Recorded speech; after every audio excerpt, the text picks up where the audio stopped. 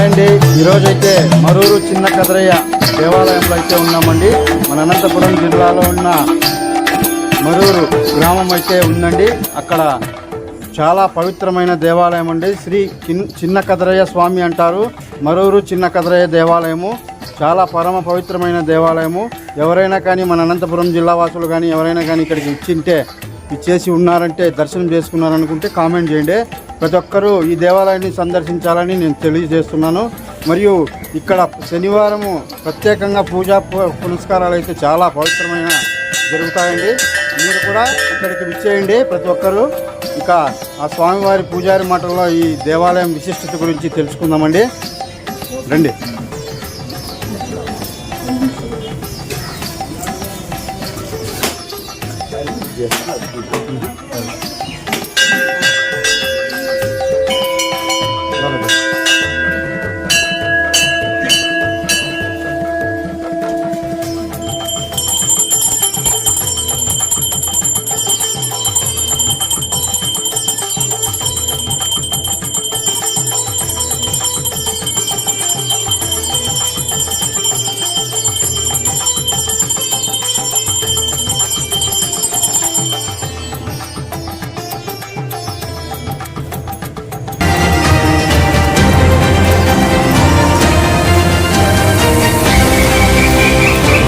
చూస్తున్నారు కదండి, మన మరూరు చిన్న కదరయ్య స్వామి దేవాలయం అంటే ఇదేనండి. చాలా పవిత్రమైన దేవాలయము. భూత పేత పిశాచాలన్నీ ఇక్కడ వస్తే తొలగిపోతాయండి. ఎవరైనా సరే ఇక్కడికి వచ్చారంటే ఆ స్వామివారిని దర్శించుకుంటే ఒక రోజు ఇక్కడే ఉండి నిద్ర చేసి వెళితే ఎవరికి ఏమి కష్టం ఉన్నా ఆ కష్టాలన్నీ కడతేరుతాయని ఇక్కడికి వచ్చిన భక్తాదులు కూడా తెలియజేస్తారు. ఎవరైనా సరే మీరు ఇక్కడికి దర్శనం చేసుకోవడానికి కంపల్సరీగా ఈ ఊరికి వచ్చి దర్శించుకోండి. శ్రీ మరూరు చిన్న కదరయ్య దేవాలయము. స్వామి, ఈ స్వామివారి విశేషంగా ఇక్కడ ఏమేమి జరుగుతాయో ఈ స్వామి చరిత్ర కూడా తెలియజెప్పండి స్వామి. నా పేరు పూజారి చెన్నకేశవులు. మరూరు అనంతపురం డిస్టిక్ రాప్తాళ మండలం మరూరు గ్రామంలో మహాపుణ్య క్షేత్రమైన మరూరు చిన్న కదరయ్య స్వామిని దాదాపు కొన్ని పురాత కాలం నుంచి కుంటిపల్లి భాస్కరయ్య, పూలుగల సింగరయ్య, మరూరు చిన్న కదరయ్య అని చెప్పనని ఇక్కడ వెలిసినాడు. చాలా పురాతనమైనటువంటి కాలాల నుంచి మా తాతల కాలాల నుంచి కూడా దాదాపు ఇక్కడ పూజలు జరుగుతున్నాయి. ప్రతి శనివారం ఇక్కడికి ఆంధ్ర, తెలంగాణ, కర్ణాటక రాష్ట్రాల నుంచి కూడా 3 రాష్ట్రాల నుంచి కూడా భక్తాదులు వస్తుంటారు. ప్రతి శనివారం నైట్ ఇక్కడే పడుకొని ఆదివారం పొద్దున్నే లేచి వాళ్ళ గ్రామాలకు వెళ్తుంటారు. ప్రతిష్టత ఏమిటి అంటే, శనివారం రోజు ఏదైనా కానీ ఒక భక్తాదులు ఎక్కడి నుంచైనా వాళ్ళ సమస్యల పైన ఇక్కడికి వచ్చి ఆ సమస్యలు వాళ్ళు ముక్కుకొని వాళ్ళు కోరుకొని దేవుని నమ్ముకుంటే వాళ్ళ సమస్య వాళ్ళ కళలోకి వచ్చి ఆ సమస్యను నెరవేరే విధంగా సమస్యలు అన్ని క్లియర్ అవుతున్నాయి. వాళ్ళ సమస్యలు వాళ్ళకే క్లియర్ అవుతున్నాయి. కాబట్టి ఈ దేవుని ప్రతిష్ట కోసము ఎంతో మంది ఎన్నో రాష్ట్రాల నుంచి కూడా ఈ దేవునికి వస్తుంటారు ప్రతి శనివారం. ఇక్కడ గాలి చేష్టలు ఉన్న వాళ్ళైనా కానీ ఏదైనా కానీ కాళ్ళు చేతులు బాగలేకుండా పడిపోయి వాళ్ళకి కాళ్ళు చేతులు పక్షపాతం లాగా ఉన్నా కూడా ఇక్కడికి వచ్చి దర్శనం చేసుకొని ఇక్కడే నెలలు పడుతున్నా ఇక్కడే ఉండి పోయిన మళ్ళీ తిరిగి లేచి వాళ్ళ ఊర్లకి వాళ్ళ ఇళ్ళకి వెళ్ళిపోయిన వాళ్ళు కూడా చాలా మంది ఉన్నారు ఊర్లో. ఏది పైలేకి వచ్చేది కానీ అట్లాంటివి ఏమి ఉండవు. ఎవరైనా భక్తాదులు నమ్ముకుంటే వాళ్ళకే మనసులోకి వచ్చి ఆ కోరిక నెరవేరుతుందంటే నెరవేరుతుంది. వాళ్ళ మనసులో ఏదైనా కానీ అలాగే చెప్పేస్తుంటారు అన్నమాట.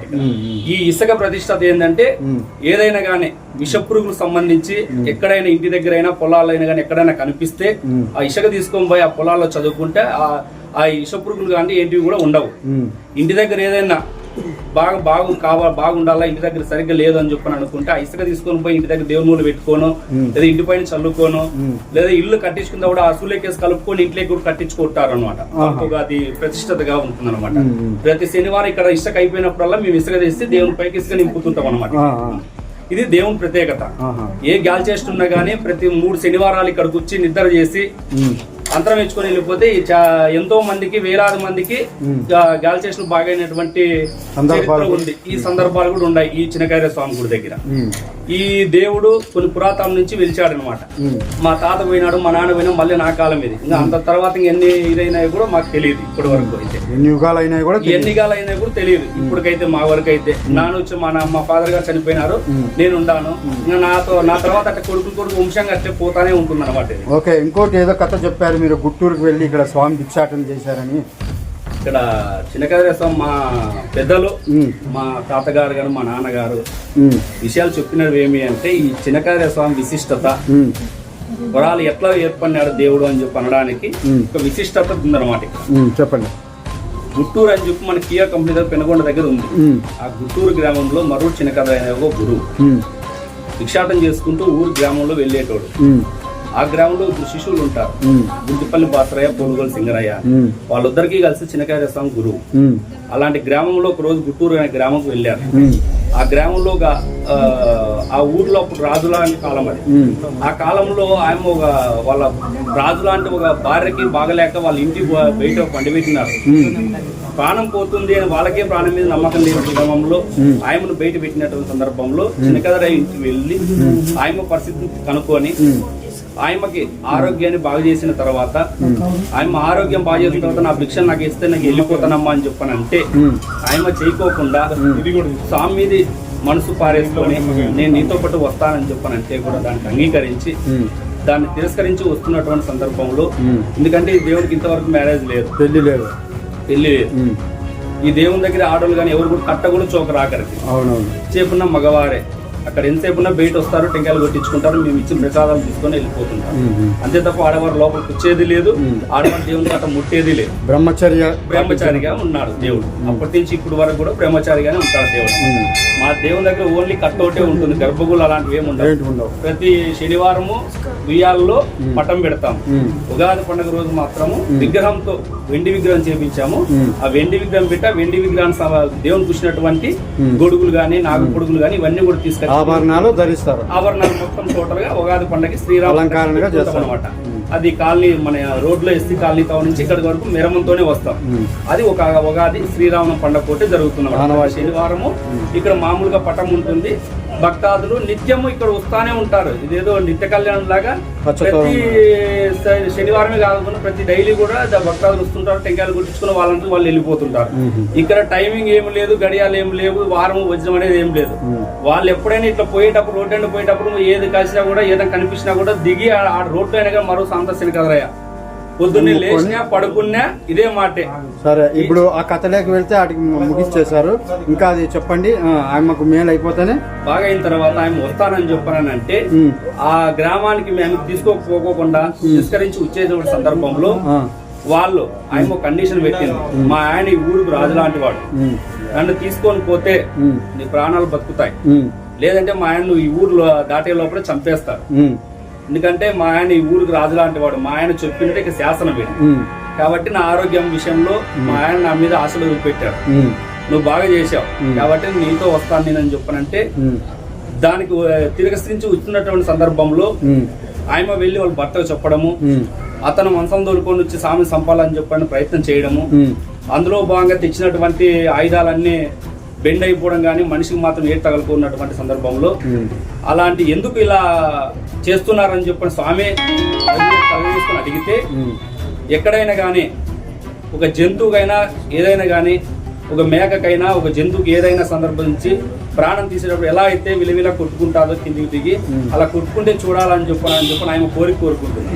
ఆ కోరిక చెప్తారు దేవుడు, నీ కోరిక నెరవేరుతుంది, కాకపోతే కొన్ని కండిషన్లు ఉంటాయి. నరికినోనికి వంశం ఉండదు, ఊరు సర్వనాశనం అయిపోతుంది. నాది మరూరు గ్రామంలో నీ చిన్నకదరయ్య స్వామి అని చెప్పి నాకు వేలాదిగా భక్తాదులు వస్తే నాకు పూజలు జరుగుతుంటాయి ఇక్కడ. నువ్వు దేవునిలాగా నేను ఎంచిపోతాయి ఇక్కడ. కానీ నరికినోనికి వంశం ఉంటే మీ వంశం ఇంకే నాశనం అయిపోతుంది. దానికి మీరు ఓకే అని ఒప్పుకుంటే జరగడానికి సిద్ధం. మీరు నరుకుతారంటే నరికించుకోవడానికి సిద్ధంగా ఉన్నా అని చెప్పానంటే ఆ సందర్భంలో వాళ్ళు ఒప్పుకొని నరికిన తర్వాత తల వచ్చి ఈడబడుతుంది. మొండె ముచ్చి అక్కడే నరికిన సాట్ ఎక్కడైతే ఉందో అదే గ్రామంలోనే ఉంది. ఇప్పుడు అదంతా కూడా అడివి అయిపోయింది. అదంతా ఊరంతా కూడా ఇప్పుడు ఓన్లీ రోడ్డుకు వచ్చేసింది. అప్పుడు ఊరంతా లోపలికి ఉండేది కానీ ఇప్పుడు ఆ ఊరంతా అడవి అయిపోయింది. అడవి కావడం వల్ల తల వచ్చి ఇక్కడ పడింది. ఈ తల ఉన్న ప్లేస్ లో నుంచి ఇక్కడ బాగా బ్రహ్మాండంగా పూజలు జరుగుతున్నాయి. ప్రతి శనివారం గానీ నిత్యం కూడా జనాలు వస్తూనే ఉంటుంటారు, భక్తులు వస్తున్నారు, నిత్యం వస్తున్నారు. అక్కడ మొండెం పడింది అంటున్నారు, అక్కడ కూడా పూజలు జరుగుతున్నాయా? ఓన్లీ ఫుల్ అడవి, అది ఫుల్ అడవి, పూర్తి అడవి. ఇక్కడే ఓన్లీ తలద భాగంలో ఉన్నటువంటి సాటే పూజలు జరుగుతాయి. అయితే ఒక్కసారి కూడా అక్కడికి వెళ్ళలేదా? వెళ్ళాము, చూసుకున్నాము, వచ్చాము. అంత పూర్తిగా అడివి. అక్కడ ఏంది పూజ పుస్తకాలు చేసే పరిస్థితి లేదనమాట. అక్కడ ఏమి లేదు. పూర్తి గడిగా. ఓకే, ఇంతేనా ఈ స్వామి గురించి చరిత్ర? స్వామి చరిత్ర ఏం లేదన్నా, ఇక్కడ అంతా కూడా ఏదున్నా కానీ దేవుని నమ్ముకోవడమా, దేవుడే స్వయాన మనుషుల గురించి చెప్పడమా, జరగడమా, ఇంకా అంతే. చూడండి, భక్తాదులైతే ఎవరైనా కానీ ఈ స్వామి విశిష్టత ప్రతి ఒక్కటి ఈ స్వామివారి నోటన విన్నాం కదండి. ఎవరైనా కానీ ఇక్కడికి వచ్చి దర్శనం చేసుకొని ఈ స్వామివారి పైన నమ్మకం ఉంటే మీరు కూడా వచ్చి ఇక్కడ దర్శనం చేసుకొని మీకు ఈ కష్ట సుఖాలు ఉన్న ఆ స్వామివారికి వచ్చి మీరు చెప్పుకుంటే మీ కష్టాలన్నీ ఆయనే కడ తీరుస్తాడని నేను ఇక్కడికి వచ్చిన తర్వాత మీకు నమ్మకంగా తెలియజేస్తున్నాను. ఎవరైనా కానీ ఇక్కడికి వచ్చినారంటే 1 రోజు 2 రోజులు దర్శనం చేసుకొని ఇక్కడ 3 వారాలు తిరిగితే వాళ్ళకి ఏదైనా గ్రహపీడ దోషాలు ఏమైనా ఉన్నా కూడా తొలగిపోతాయని ఇక్కడికి వచ్చిన భక్తాదులు కూడా ఎంతోమంది ఉన్నారు. ఇక్కడ మీరు కూడా ఇక్కడికి ఒకసారి దర్శనం చేసుకోండి.